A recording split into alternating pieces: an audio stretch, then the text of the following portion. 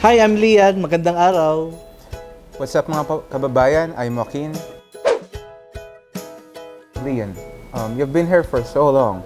So, what's your favorite thing in Taiwan so far? My favorite thing is pineapple cake. I love that. Okay, And of course, the milk tea. There's a lot of milk teas. of course. Yeah. And there are so many places to travel, like in Sun Moon Lake, Formosan Park. A lot of many to mention. How about you? Well, first of mine is the safety because sometimes I go down from my dormitory at like 2 a.m. to 3 a.m.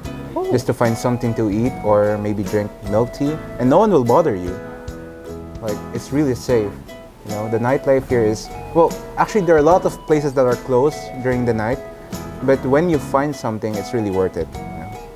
And how about sweet tofu though? You haven't mentioned that. Oh yes. It's very challenging. Okay. Do you like But it though? but I like I it. like it. I also like it. So you wanna try?